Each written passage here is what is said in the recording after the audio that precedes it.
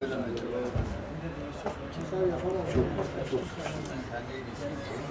gelmesi çay. Zaten sabahlardan çay ya hayatta bulunmaz.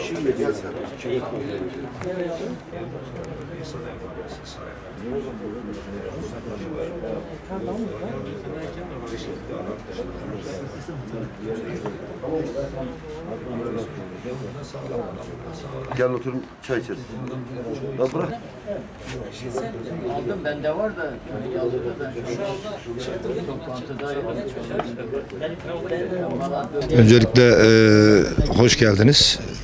Bugün 19 Ekim Muhtarlar Günü.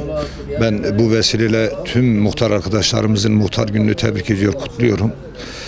Muhtarlık Kurumu 1829 yılından süre gelen Osmanlı'dan Cumhuriyet'e taşınan tek yerel yönetim müessesesi.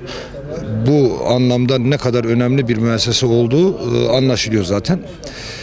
Muhtarın birçok görev ve sorumluluğu var. Maalesef bu kadar görev ve sorumluluğu olmasına rağmen yetkisi yok.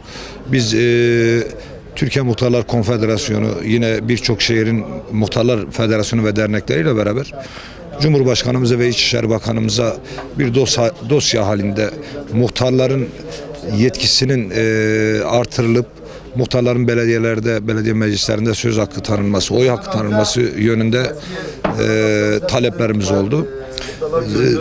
Pandemi ve deprem sürecinde siz de şahit oldunuz. Elazığ'da birebir şahit oldunuz.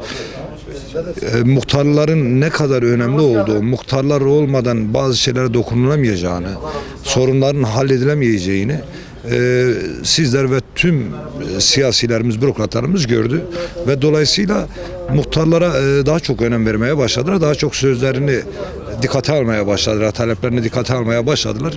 Muhtar arkadaşlarımız da sağ olsunlar 24 Ocak gecesinden itibaren bugüne kadar hep sahada, hep vatandaşı için ne yapabilirim, dertlerini, sıkıntılarını nasıl en aza indirebilirim çalışması ve gayreti içerisinde ve Elazığ'da deprem nedeniyle kazanılan birçok kazanımda muhtar arkadaşlarımızın payı var. Ben bu anlamda muhtarlarıma teşekkür ediyorum. Tüm Elazığ halkı adına onlara şükranlarımı sunuyorum. Gerçekten vefakar, cefakar bir müessese. Bu görevi yaparken de herkes sevgiyle yapıyor. Çünkü biz hep söylüyoruz, muhtarlık gönül işidir. Muhtarlık hiçbir karşılık beklemeden yapılan bir iştir. Ama bunu yaparken muhtarımızın şartlarının, muhtarlığın şartlarının iyileştirilmesi gerekir ki muhtar daha rahat hizmet edebilsin.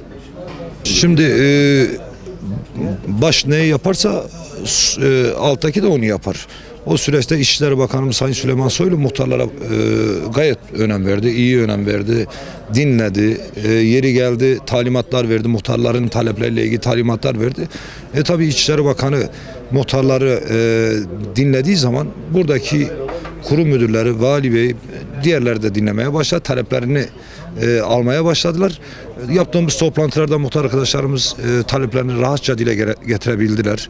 Zaten taleplerimizin, yani haklı taleplerimizin yerine gelmemesi durumda biz de tepkimizi koyabilecek güce sahibiz.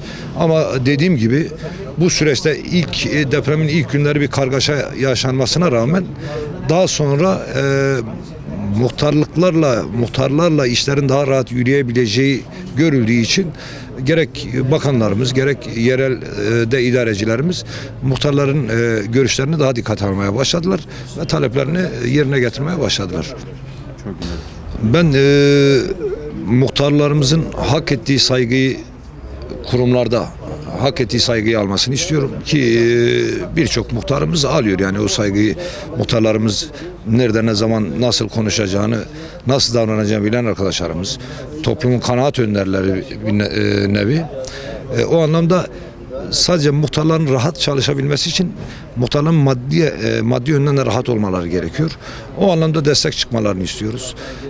Mahallelerinde bir hizmet olduğu zaman muhtara danışılarak ve muhtarın bilgisi dahilinde o hizmetlerin yapılmasını istiyoruz. Muhtardan habersiz köy veya mahalle fark etmiyor. Muhtardan habersiz bir işler yapılmasını istiyoruz. Taleplerimizi zaten biz kendilerine de bildiriyoruz. İnşallah muhtarlık müessesesi hak ettiği yere gelecektir. Çünkü dediğiniz gibi siz de demin anlattınız, depremde ve virüs sürecinde muhtarlık kurumunun müessesesinin ne kadar önemli bir müessese olduğu, soruları çözmede nasıl yardımcı olduğunu, kısa sürede çözülmesine vesile olduğu anlaşıldı. O anlamda inşallah daha iyiye gidecek diye düşünüyoruz. Teşekkür ederiz. Ben teşekkür ediyorum. Sağ olun. Var. Ha, Şeref. Tamam. Maskelerimizi takalım o zaman. Sen beni çekiyorsan sıkıntı yok.